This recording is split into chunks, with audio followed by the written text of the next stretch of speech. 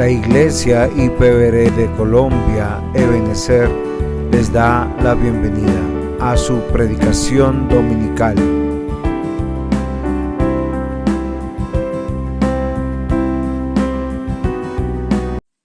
Hechos, capítulo 7. Vamos a ir a la palabra del Señor. Y yo creo que leyeron con nuestro hermano Jairo Mancipe el versículo 17. Dice: pero cuando se acercaba el tiempo de la promesa que Dios había jurado a Abraham, el pueblo creció y se multiplicó en Egipto. Les hago una preguntita ahí. Solo voy a leer ese versículo. No es que voy a desarrollar un solo versículo, voy a desarrollar del 17 al 34.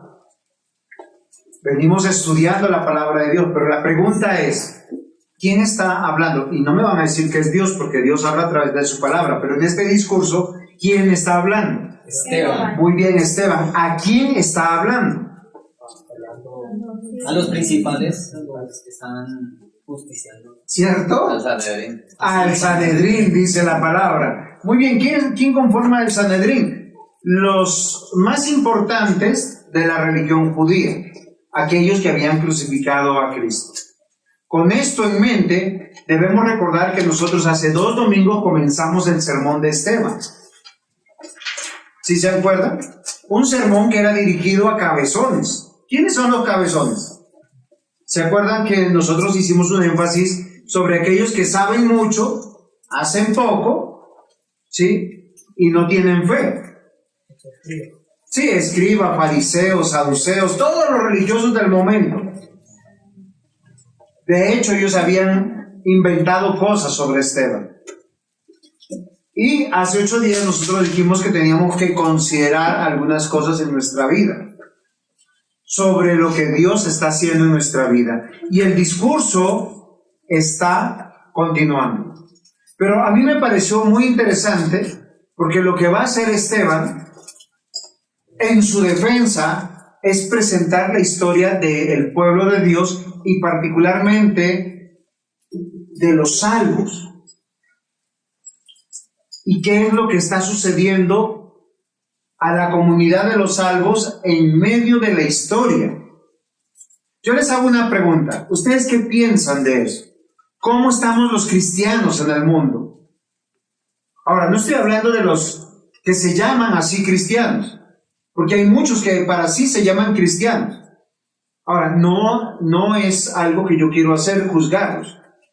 Cada quien se arregla sus cuentas con Dios. Pero el que es verdaderamente cristiano, vive la vida cristiana, confiesa a su Señor y vive para Él. ¿Ustedes qué creen? ¿Cómo la están pasando ellos? Ahora no me van a decir sabrosos. ¿Sí? Ellos no son de ningún partido. Lo que yo quiero decirles a ustedes es realmente cómo la están pasando los verdaderos cristianos en medio de un mundo caído. Y es ahí donde la noticia cambia. Yo estuve investigando algo muy importante. Dice, más de 360 millones de cristianos sufren por su fe a altos niveles de persecución y discriminación. ¿Sí se han dado cuenta? En la caricatura, ¿cómo presentan al cristiano? Como el bobito de la comunidad, el tonto, el que lo tiene que soportar todo, el que tiene que pasarlo por alto, el que lo golpean, lo maltratan. Y es una manera de persecución y de sufrir. ¿Cómo nos presentan a los cristianos los políticos de hoy en día? ¿Cómo nos presentan a nosotros los familiares no cristianos? Yo creo que una de las cosas más paradójicas es cuando alguien en la familia dice, quiero ir a una iglesia, lo mínimo que se está esperando es que esa persona abandone la inmoralidad, abandone el alcoholismo, abandone los vicios, abandone las malas palabras y sea una buena persona. Por lo menos, eso es lo que espera uno de un buen cristiano. Pero ¿qué hace la familia cuando usted le dice voy para la iglesia? O voy a una iglesia. todo el mundo se viene en contra de uno y lo persigue y uno no entiende. ¿Por qué razón? Porque si es un cambio para bien, ¿por qué se vienen en contra de nosotros? Y lo que yo estoy sacando, esta información no es mía, es una investigación que sucede que estos 360 millones de cristianos sufren por su fe a altos niveles de persecución y discriminación. 1 de cada 7 cristianos es perseguido en el mundo. Pero estoy hablando de un verdadero cristiano. No estoy hablando de aquel que dice, yo creo en Cristo, aquí canta, ora, presta atención, viene. Pero cuando está en el mundo uno no sabe realmente si lo es o no lo es. Estoy hablando de aquel que sí lo es. Y dice que 1 de cada 7 de esos cristianos es perseguido en el mundo. 1 de cada 5 en el África. O sea, de cada 5 cristianos, 1 en el África es perseguido. 2 de cada 5 en el continente asiático. 1 de cada 15 en Latinoamérica. Y esa parte me preocupó. O sea, de 15 cristianos, 1 es perseguido, por alguna razón. ¿Qué pasa aquí? Y vamos mirando las anotaciones. En lo que va de este año, 5.898 cristianos han sido asesinados en el mundo por su fe. No estoy diciendo porque usted salió a pelear y lo apuñalaron, no. Por su fe. 5.110 iglesias han sido atacadas. 6.175 cristianos detenidos por su fe. Ahora, yo les voy a decir de qué manera se persigue a la iglesia. Hay una opresión islámica. Una de las mayores religiones que persigue a los cristianos son los islámicos. Y ellos se están metiendo en Latinoamérica. ¿Saben cómo? A través de las novelas. Y nos hacen presentar a las mujeres más piadosas que hay. Yo no veo ninguna novela, veo los comerciales, ¿sabes? No voy a pensar que estoy ahí toda la tarde. Pero nos están diciendo que el Dios de la Biblia, cristiano, es el mismo Dios Alá. ¿Por qué? Porque ellos están confesando un mismo estándar de moralidad, mas no es así de liturgia y de fe. Entonces, la opresión islámica es el motor que describe una persecución en cada uno de los países donde sus comunidades son mayoría. Donde hay países donde hay mayoría de musulmanes y ellos persiguen a los cristianos. Otra manera de perseguir a la iglesia es el nacionalismo religioso. Lo que describe es que hay muchos países que no solamente tienen una mayoría de religión, sino que ellos ya tienen una religión como confesión. En Arabia Saudita, por ejemplo, no solamente tiene que ver con el Islam, puede ser el hinduismo, budismo, judaísmo o alguna otra. También hay una opresión tribal. ¿Ustedes sabían eso? Hay muchos que aquí se levantan y defendamos a los indígenas. Pero usted vaya donde los indígenas a ver si le reciben a Cristo. Si le dicen bienvenido, les queman sus Biblias, los matan y les dicen que nosotros estamos violentando sus creencias. Hay una hostilidad etno-religiosa que describe una persecución porque en muchos lugares se confiesan de un pueblo tan sagrado. Eso pasa por decir en el Perú, en los Andes, con los quechuas, con los aymarás, que tú no les puedes hablar de Dios y los protege una constitución. Queridos hermanos, el comunismo y el poscomunista, el progresista, toda su filosofía va en contra del cristianismo. Revise.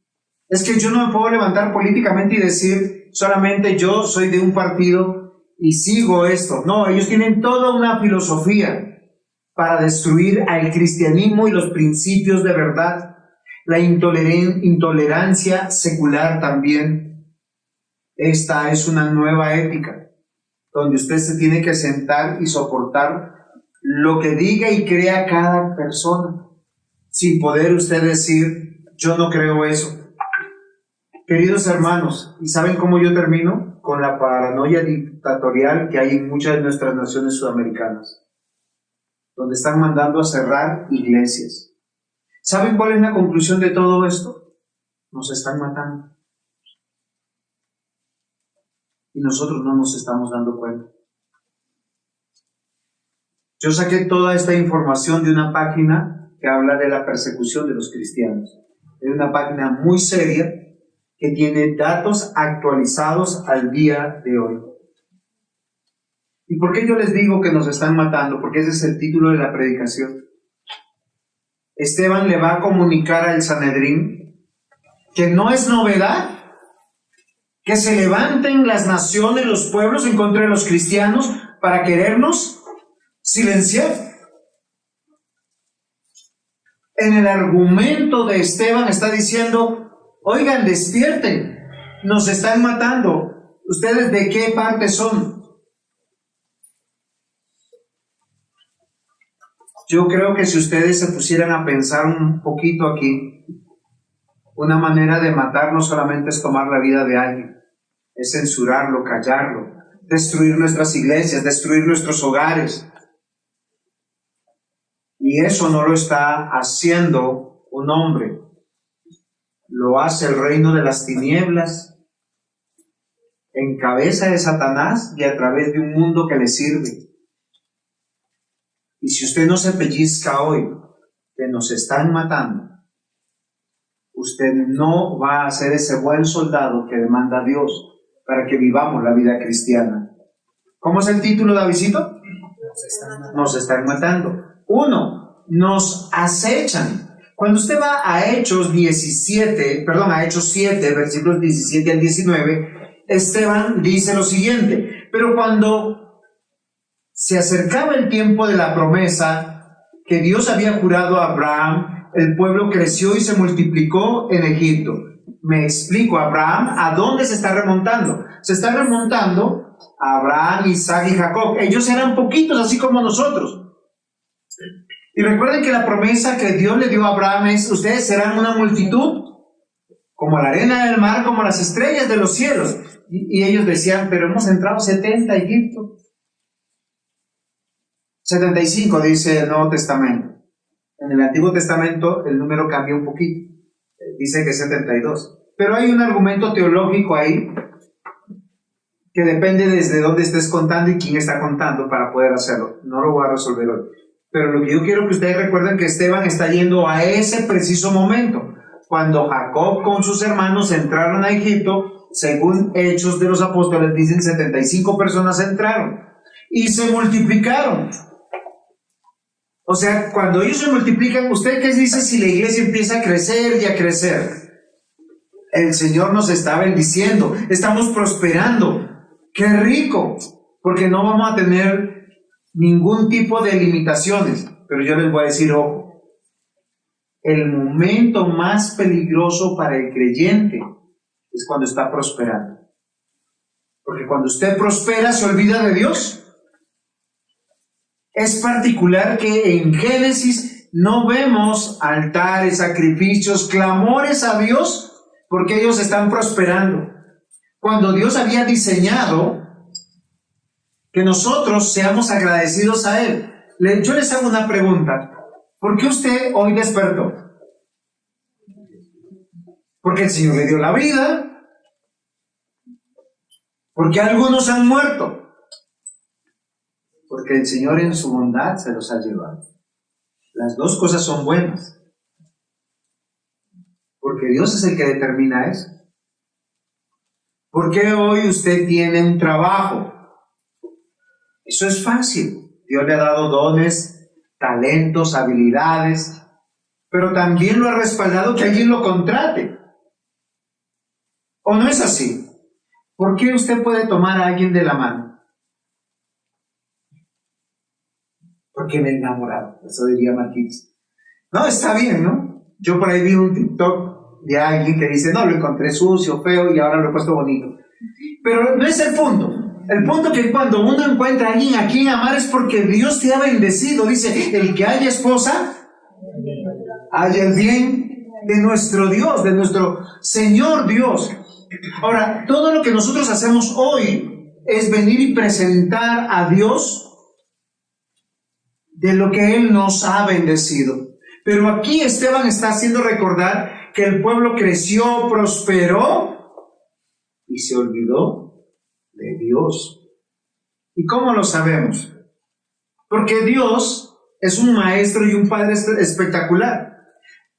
Yo les hago una pregunta. Si usted hoy decide no hacer almuerzo en casa, no abrir la llave del gas, ni del agua, ni de la luz, todo lo cierra y se viene para la iglesia, yo les aseguro que todos los habitantes que están en su casa le empiezan a llamar al celular. ¿Qué pasó?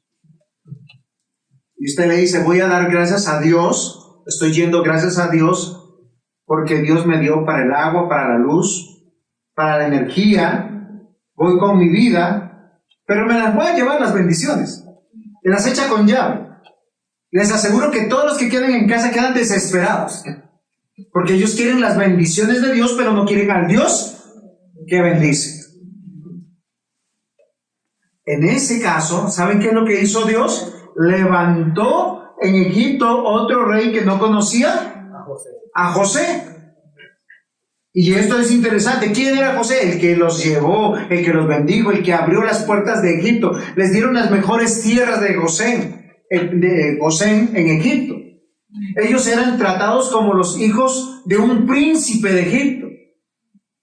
Por eso ellos prosperaron. Este rey, usando astucia con nuestro pueblo, maltrató a nuestros padres a fin de que expusiesen a la muerte a sus niños para que no se propagasen. Ahora miren lo interesante, porque las cosas se están poniendo serias. Cuando el pueblo de Dios prospera y prospera, no se acuerda de su Dios, empieza a olvidar, Dios le cambia las circunstancias. ¿Cuáles son las circunstancias? Que por todo lo que uno hizo a veces por esas criaturitas, ¿sí?, pensando que era para bien, ahora todo eso los va a destruir. Porque todo eso se vuelve en su adversidad. Y los empiezan a perseguir. ¿Por qué razón? Porque son pueblo del pacto, son descendencia. Si el mundo destruye a nuestros hijos y destruye su fe, está destruyendo la continuidad del reino de Dios. ¿Quiénes son los que preservan la palabra? ¿Quiénes son los que preservan el verdadero cántico a Dios? Las verdaderas oraciones a Dios. Miren, los musulmanes oran más que nosotros y con mucha más reverencia posiblemente. Pero ¿de quién se agrada de las oraciones Dios? ¿De los musulmanes o de los cristianos? Ahora, no estoy hablando mal de ellos. Estoy hablando que nosotros oramos en Cristo por el poder del Espíritu Santo, y el Espíritu Santo lleva nuestras oraciones. Pero lo que yo quiero que nosotros consideremos es lo que la Escritura dice. Génesis 15:13. Y Dios dijo a Abraham: ten por cierto que tu descendencia serán extranjeros en una tierra que no es suya, donde serán esclavizados y oprimidos 400 años. Miren, la primera vez que tomamos 400 años de opresión son en este momento. Por 400 años, Egipto, la potencia mundial del momento, en tecnología, filosofía, en modernidad, lo tenían los egipcios. ¿Qué habían hecho los que tenían la promesa? Se habían permeado en medio de ellos. Habían olvidado a su Dios. ¿Y Dios qué hace? Pues viene la opresión. Y el mundo sí quiere matar nuestra fe, nuestras iglesias, la promesa de Dios. ¿Y cómo lo hace? Apunta siempre a nuestros hijos. Siempre hay un programa para destruirlos. O dense cuenta hoy, hay muchas películas hoy que son para niños porque son caricaturas, pero tienen toda la temática adulta. Y no solo eso, tiene toda una temática de género, porque quieren destruir sus conciencias, para que ellos vean normal y digan, ah, no, es que eso es un asunto donde no hay pecado. Hoy, mis amados hermanos, yo quiero que ustedes sepan que cuando Dios le dijo a Abraham, te voy a multiplicar, también le dijo que su pueblo, este pueblo tan querido, tan amado por Dios, tenía que ser esclavizado y oprimido. Porque la tendencia nuestra es a olvidar a nuestro Dios. Y ténganlo por seguro, queridos niños, si ustedes crecen y olvidan a nuestro Dios, el mundo los va a oprimir. Y miren, hay unas características particulares cómo los oprime, les va a succionar todo su conocimiento, su vida. ¿Cómo lo hace? A través de estudios, de trabajo, de su propia codicia, de su propio afán, y ustedes van a perder su paz. ¿Cómo pierden su paz? Entendiendo a veces que el domingo no es de Dios. Cuando usted viene el domingo aquí, usted viene tranquilo y relajado. ¿O no, Marquitos? No está estresado del trabajo, no está estresado de la novia. Perdón, ahí vino con la novia. Acá se porta como un angelito. Los dos. ¿Sí? Entonces, miren lo interesante que nosotros podemos ver. Queridos hermanos, presten atención. El mundo lo único que quiere con nosotros es exterminarnos, matarnos, acabarnos. No nos dejemos y no dejemos que lo hagan con nuestros niños, con nuestros jóvenes. Porque si nuestros jóvenes olvidan a Dios, Dios los va a llevar a una vida adversa, de opresión. Génesis 47:27. E Israel habitó en la tierra de Egipto, en Gosén, y adquirieron allí propiedades, y fueron fecundos y se multiplicaron en gran manera. No siempre la bendición de Dios viene cuando usted llega a un lugar y prospera. No siempre, porque en algunos lugares te han dicho, no, pues es que si Dios te ama, Dios te bendice, te multiplica al 100%. Pero olvídate de no olvidar a tu Dios. Éxodo 1:7. Miren, pasamos de Génesis 15 a Génesis 47, ahí pasan algunos añitos. De Génesis 15 a Génesis 47 han pasado por lo menos unos 40 años, o más, no, mucho más. Porque estamos de Abraham, luego Isaac y luego Jacob. Y los hijos de Jacob regalaron, vendieron a José por 22 años, se perdió hasta que él tuvo noticias. Éxodo 1:7 dice, pero los hijos de Israel fueron fecundos y aumentaron mucho y se multiplicaron y llegaron a ser poderosos en gran manera, y la tierra se llenó de ellos. ¿Cómo vio el mundo eso? Y miren lo interesante.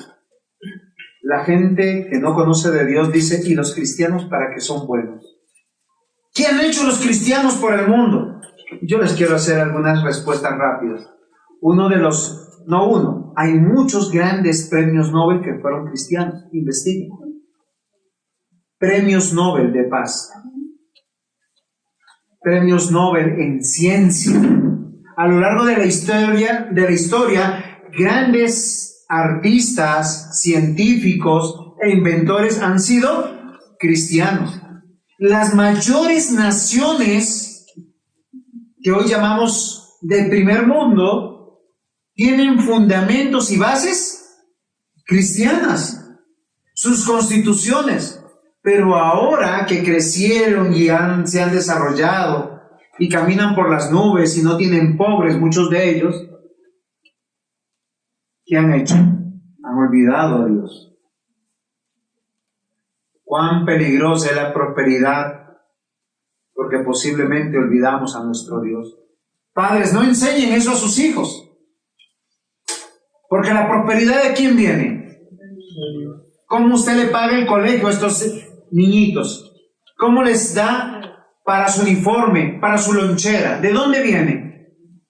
Lo mínimo que ellos tienen que aprender es agradecer a Dios, porque si usted no los disciplina y usted no los cultiva y usted no los trae, fácilmente Dios,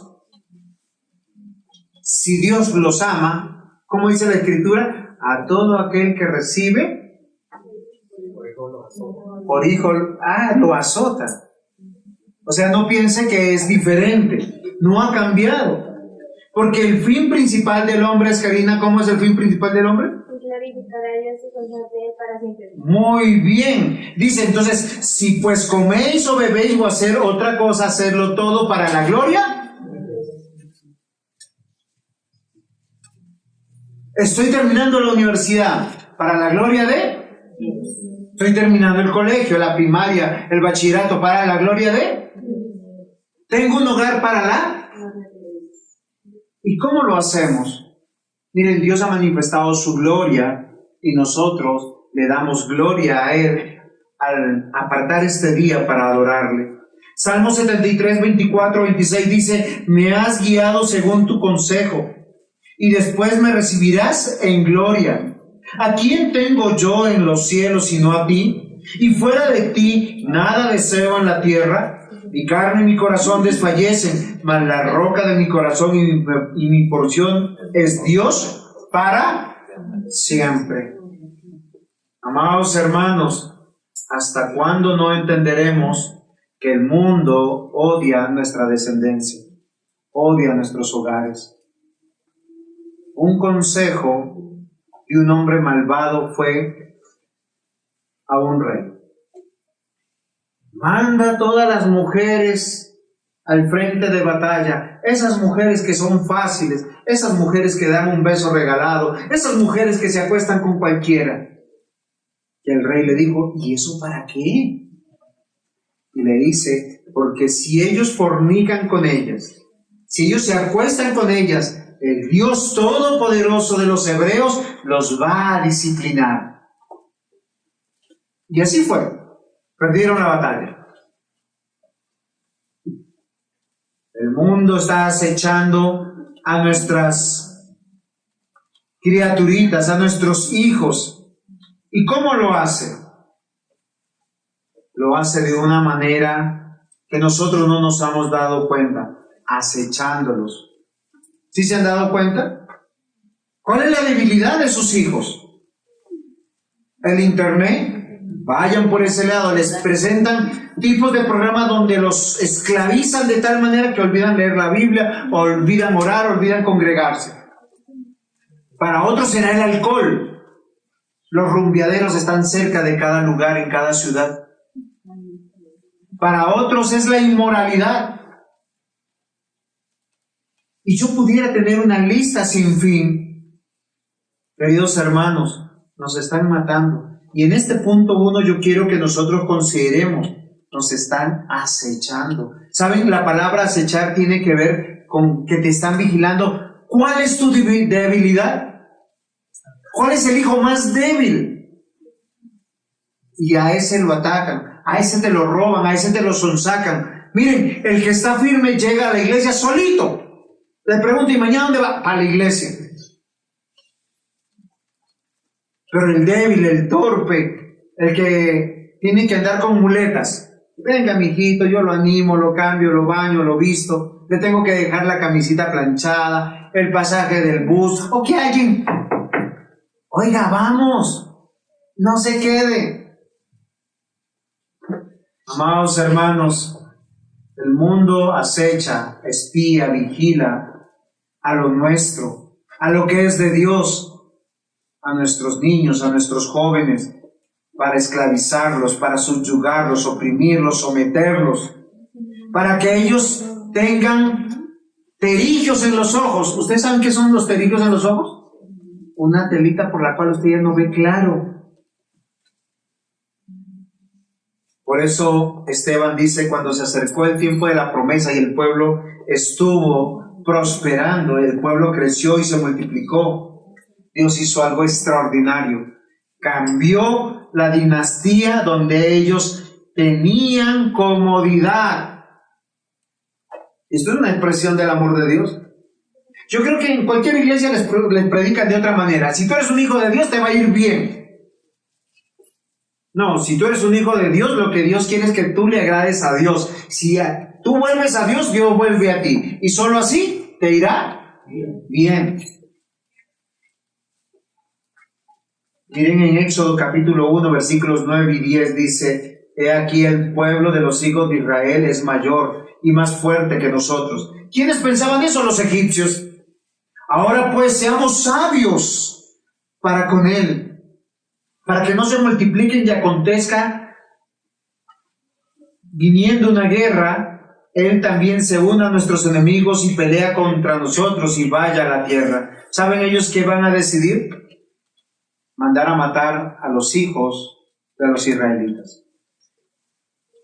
Acá tenemos varios varones que deben crecer en sus casas como varones. ¿Qué quiere decir esto?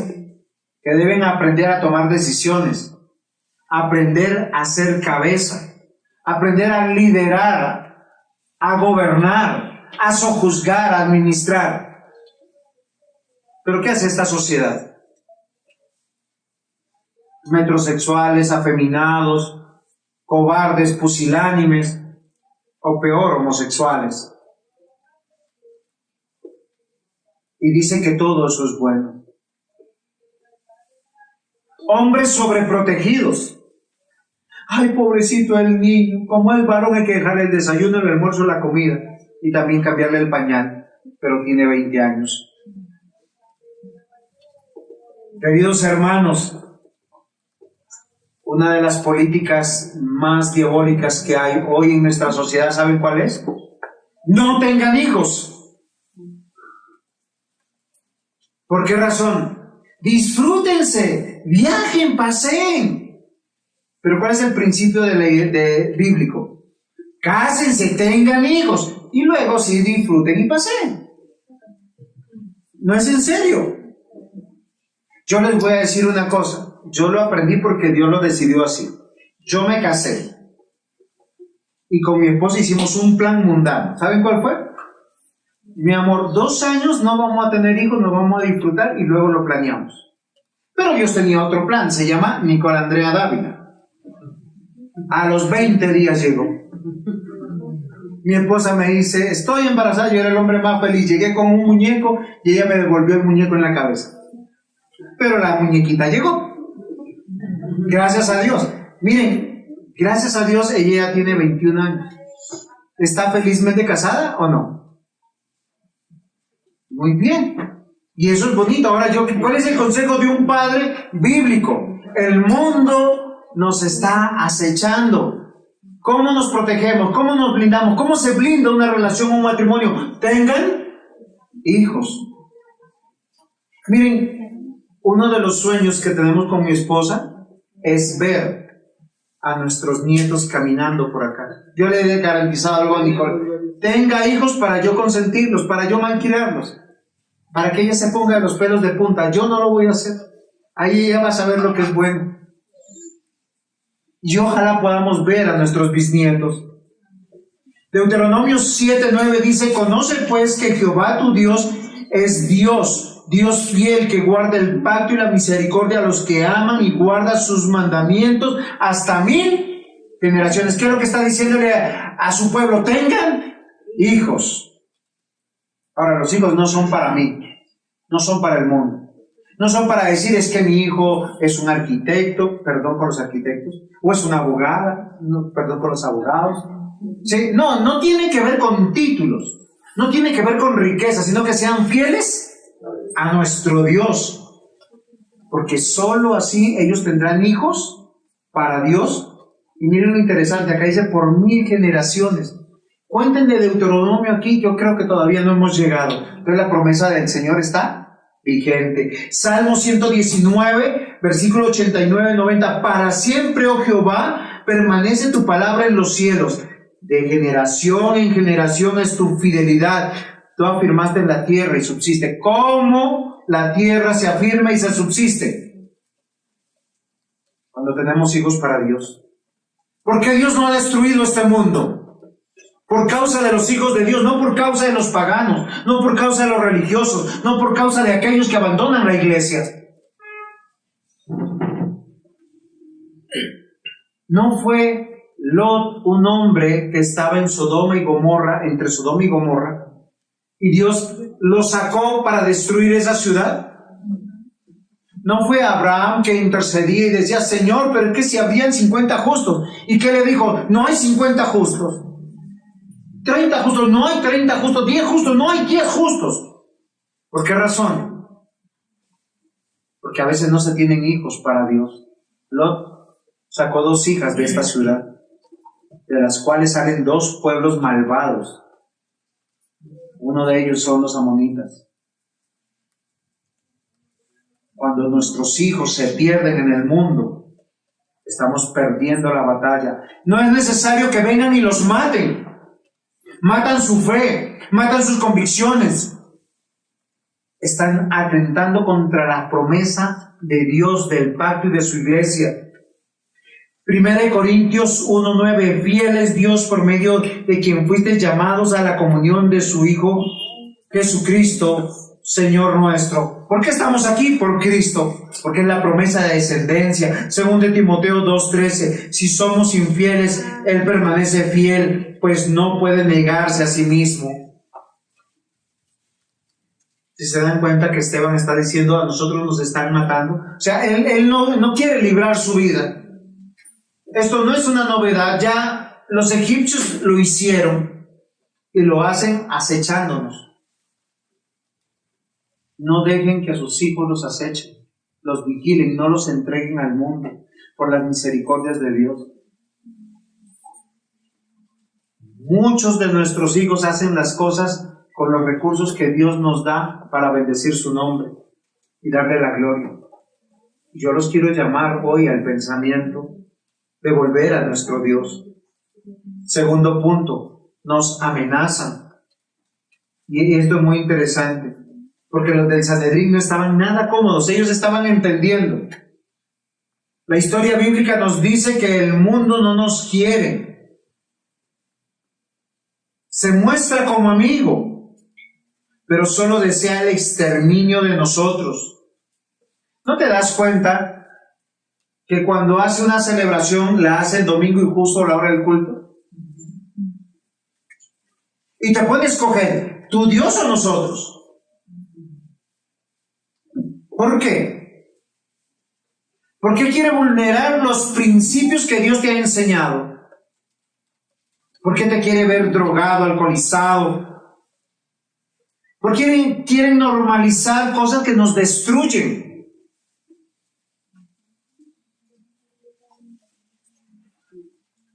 Tal vez tú no te has dado cuenta, porque muchos de los que dicen ser tus amigos hoy están al servicio de Satanás y no quieren que adores a tu Dios. Quieren hogares partidos, hogares disfuncionales, hogares que estén desafiando a su Dios.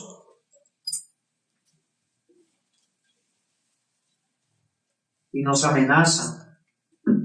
Y amenazan a cualquiera que quiera cambiar. ¿Qué hizo el rey de Egipto? Hablen con las parteras. Cuando el recién nacido sea un niño, usted lo mata. Exacto. Por eso hay muchas niñas hoy en día que hay que casar pronto. Para que tengan niños. Pues cuando tenga la edad,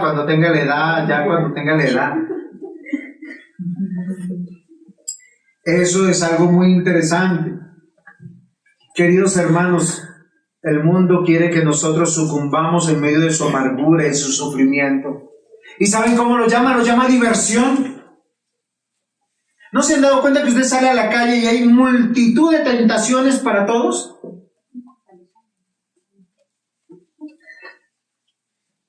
Hechos, vamos a volver a la parte de nuestro estudio 7:20 al 22. En aquel mismo tiempo nació Moisés, y aquí cambia de una vez, ¿no? Cambia el escenario un poco. Y dice, fue agradable a Dios, y fue criado 3 meses en casa de su padre. Pero siendo expuesto a la muerte, la hija de Faraón le recogió y le crió como a un hijo suyo, y fue enseñado Moisés en toda sabiduría de los egipcios, y era poderoso en sus palabras y obras. ¿Saben? A pesar de que nos están matando, a pesar de que nos están acechando y que nos están amenazando, Yo siempre quiero llamar al Evangelio de nuestro Dios. ¿Por qué estamos aquí? Una ciudad con millones de personas que estamos adorando a Dios, escuchando su palabra. Y Él quiere que nos animemos. ¿Somos soldados de Cristo? Amén.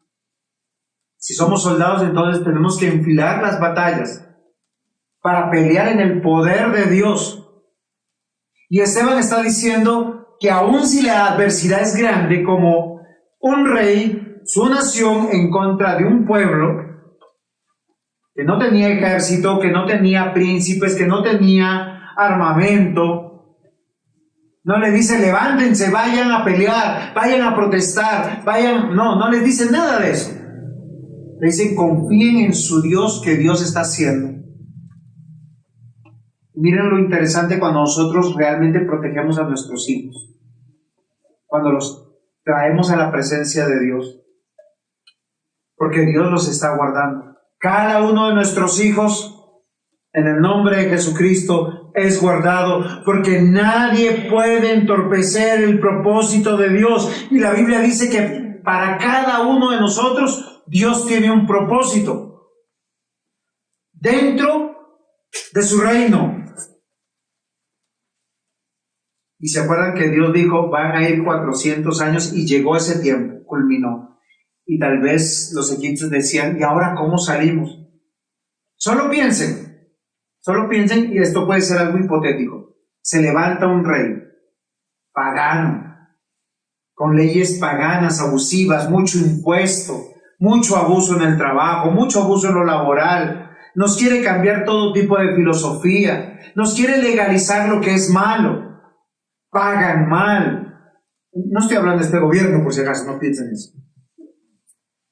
Cualquier parecido a la verdad, yo decía cuando estaba desarrollando la escritura, Dios es bueno, porque Dios siempre levanta personas en medio de la adversidad también, para que sean fieles a Él, a su propósito. Y lo que Esteban está diciendo, en medio de que nos están matando, Dios está levantando un libertador, y ustedes no lo saben. Y miren, esto es como un bonus track dentro de toda la predicación de Esteban.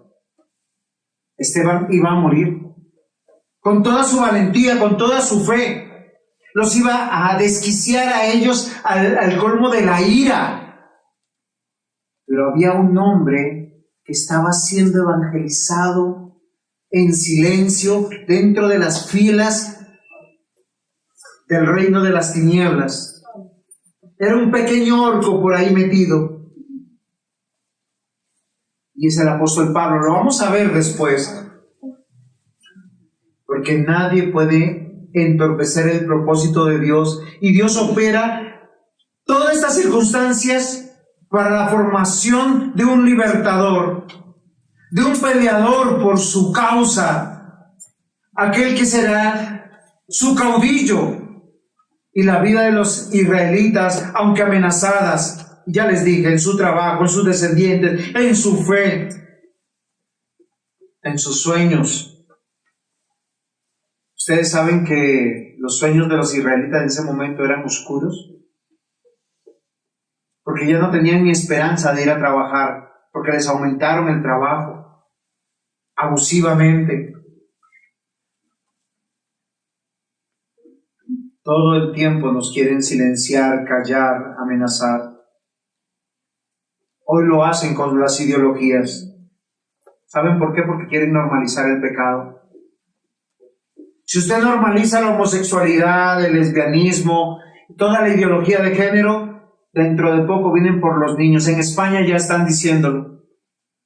Una senadora se levanta y dice, nuestros niños pequeñitos tienen derecho a experimentar la sexualidad. Lo curioso es que creo que ella no tiene hijos. Y eso es una aberración que hay que denunciar. Isaías 5:20-25 dice, ay de los que a lo malo dicen bueno, y a lo bueno malo. Y yo ya les he explicado, cuando dice ay, es que ay, te van a dar, te van a golpear, te van a castigar. Dice que hacen de la luz tinieblas y de las tinieblas luz. Miren, yo quedé tan sorprendido hace poco, me enteré que había una Biblia gay. Yo dije, ¿cómo es posible? Sí. Y uno dice, ¿llegaron a tanta aberración? Sí. Que ponen lo amargo por dulce y lo dulce por amargo. Ay de los sabios en sus propios ojos y de los que son prudentes delante de sí mismos. Ay de los que son valientes para beber vino y hombres fuertes para mezclar bebida, y los que justifican al impío mediante cohecho y al justo que quitan su derecho. ¿No han visto? Y yo sí le llamo la atención a todos los cristianos. El viernes o el sábado no es de perderse, es de consagrarse. Porque si usted se consagra el viernes y el sábado, llegará el domingo animado, fortalecido, no trasnochado, no avergonzado, no alcoholizado.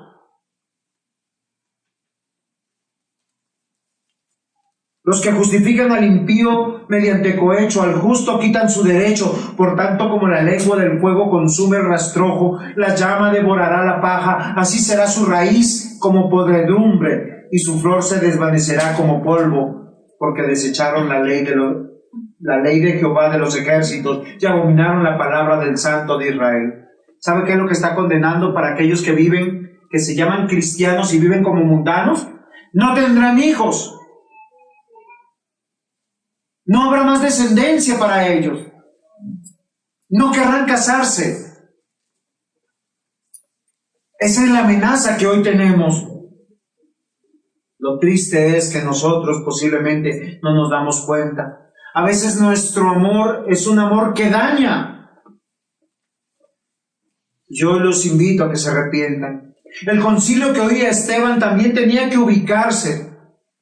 Podría ser como estos judíos que hablaban de bondad pacificadora, pero rechazaban a aquel que les traía la paz.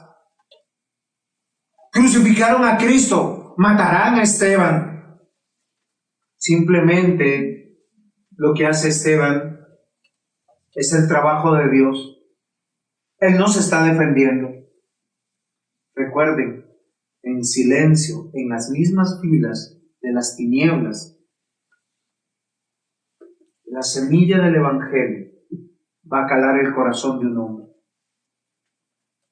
Y sí, nos están matando, nos acechan, nos amenazan, nos persiguen. Ese es el tercer punto. ¿Saben qué es perseguir? Es que nos hostigan. ¿A cuántos de sus hijos no los invitan fin de semana? ¿A cuántos de sus hijos no los quieren sacar de sus iglesias bíblicas bajo falsas filosofías? El relato que hace Esteban nos tiene que alarmar, nos tiene que poner a la expectativa.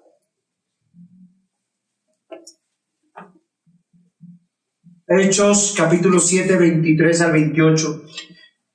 Cuando hubo cumplido la edad de 40 años, le vino al corazón la visita de sus hermanos e hijos de Israel. Y al ver a uno que era maltratado, lo defendió. E hiriendo al egipcio, vengó al oprimido. Pero él pensaba que sus hermanos comprendían que Dios les daría libertad por mano suya. Mas ellos no lo habían entendido así. Al día siguiente, se presentó a uno de ellos que le reñía. Y los ponía en paz diciendo: varones, hermanos sois, ¿por qué os maltratáis el uno al otro? Entonces el que maltrataba a su prójimo le rechazó diciendo: ¿quién te ha puesto por gobernante y juez sobre nosotros? ¿Quién eres tú como mataste ayer al egipcio? ¿Quieres tú matarme como tú mataste ayer al egipcio? Miren, queridos hermanos, cuando el pecado se normaliza y la maldad entra en nuestros hogares, nuestros propios hijos se vuelven nuestros verdugos. Nuestros propios familiares se vuelven nuestros verdugos. Mientras que nosotros buscamos la justicia, así como Moisés estaba buscando la justicia, él tenía una comunión especial con Dios. Él defendió a un israelita y a causa de esto mató a un egipcio. Pensó que nadie lo había visto. ¿Quién lo vio? Otros israelitas. Esto es lo curioso. Pero cuando él encuentra dos israelitas y les dice, oiga, corríjase, no peleen, no, esto no es así. ¿Qué hacen ellos? Usan lo que vieron. ¿No han visto cuánta maldad hay cuando te dicen, tú no que eres cristiano? Es que tú eres el papá cristiano, entonces tienes que soportarlo todo, pasar todo por alto, darme todo. La pregunta es, ¿Dios es así? La respuesta es no. La respuesta es no. Queridos hermanos, Moisés es un vivo ejemplo como Dios forma un verdadero líder, un verdadero hombre en su hogar. ¿Y saben? Algo que nosotros tenemos que entender es que cuando estamos siendo vigilados, amenazados, perseguidos, entregarnos al cuidado de nuestro Dios. Sí, nos están matando, pero si Dios no lo permite, seremos guardados. Y el mundo está en enemistad con el reino de Dios y con cada uno de los hijos de Dios. Los judíos, por tanto, están enemistados con Esteban porque es un hombre de Dios. Así como Moisés fue perseguido por los de afuera como por los de adentro, así también Esteban. Hoy todos esos enemigos, hay que tomar distancia. Fíjense que lo que hace Moisés, Hechos 7:29, dice, al oír esta palabra, Moisés huyó y vivió como extranjero en tierra de Madián. ¿De quién tomó distancia? De los que no querían honrar a Dios. Se fue a Madián, donde Dios lo bendijo. ¿Cómo lo bendijo? Sí, lo trajeron de Monguí, lo trajeron a Bogotá. Gaby la tengo con Marquitos. Muy bien, es en serio.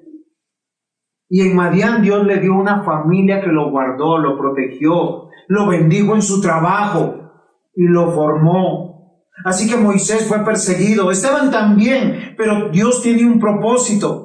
No solamente con nuestra vida, sino el propósito que nosotros tenemos es dentro de su reino, dentro de su pueblo, dentro de una iglesia. Y es acá esta parte que nosotros nos tiene que llamar la atención. Porque en medio de todo lo desesperanzador que podían ser las noticias, de la adversidad de la sociedad, de la adversidad del gobierno, de la adversidad del trabajo, ¿sí? Las condiciones no mejoraban para los israelitas. Eran esclavos. Ya ni la paja les iban a dar para el ladrillo. Ellos tenían que confiar en que Dios estaba haciendo algo diferente. Y hay un momento en la historia, queridos hermanos, que siempre Dios nos anima con su palabra. Porque Dios no está quieto, Dios está trabajando en favor de un pueblo, no de una persona. Moisés, ¿qué dijo? Es que Dios me defendió, Dios me bendijo, y él se hubiese podido quedar en Madián y le hubiese ido muy bien. Pero Dios, ¿qué hace? Hechos 7:32. Bueno, del 31. Entonces Moisés, mirando, se maravilló de la visión, y acercándose para observar, vino a él la voz del Señor. Yo soy el Dios de tus padres, el Dios de Abraham, el Dios de Isaac, el Dios de Jacob. Cuando usted escuche esto siempre en la Biblia, es el Dios del pacto, no de los pactos. La Biblia nunca habla del Dios de los pactos. Busquen toda su Biblia, nunca habrá el Dios de los pactos. Es el Dios de pacto, porque hay un solo pacto. Porque hay un solo Dios, hay un solo Salvador, hay un solo mediador, un solo pueblo, un solo reino, un solo evangelio, un solo Espíritu Santo, una sola fe.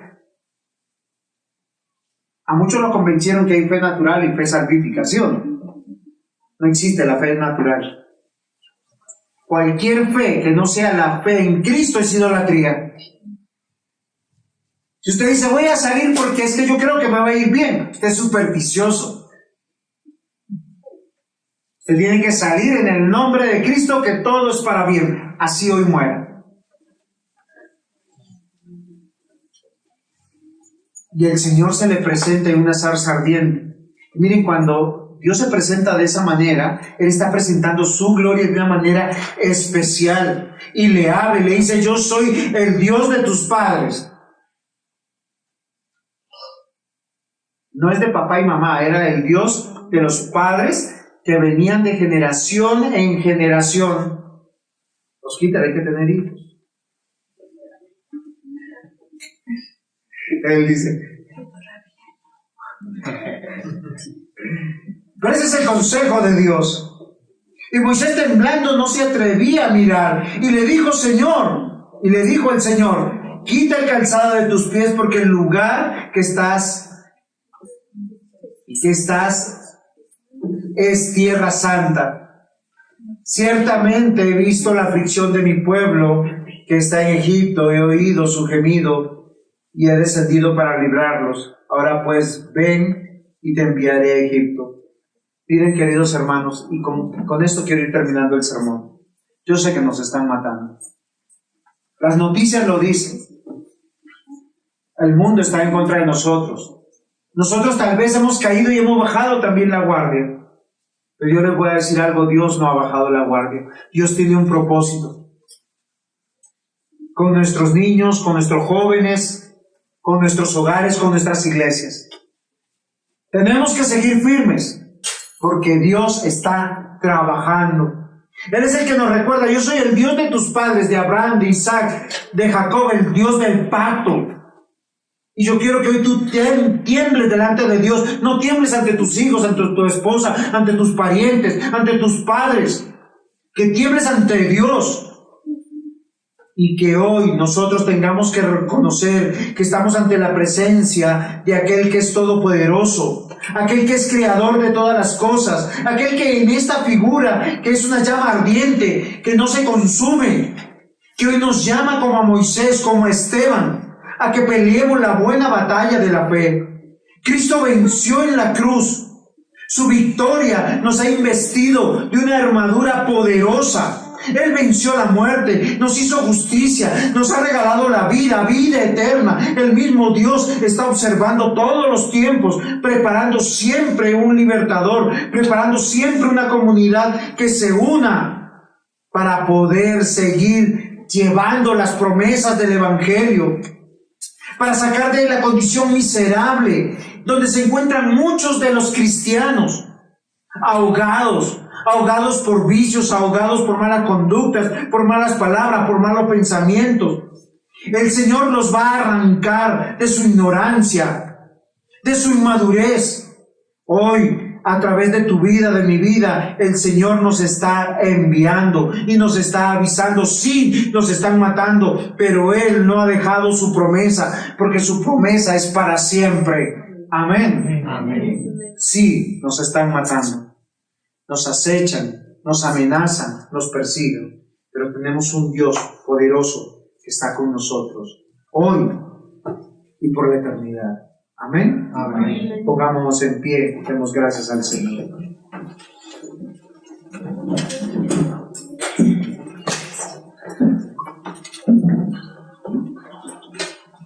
Amado Señor, Padre, sin ti nada somos, polvo somos. Te rogamos hoy por nuestros hogares, por nuestros hijos. Te rogamos, Señor, por los matrimonios de esta iglesia, también por los solteros, porque eres tú, Señor, que eres por nuestro pueblo. Ayúdanos, Señor. No nos habíamos dado cuenta. Nos están matando de mil maneras. Nos acechan, nos amenazan, nos persiguen. Pero, Señor, poderoso eres tú para librarnos, para guardarnos, Señor, en el hueco de tu mano.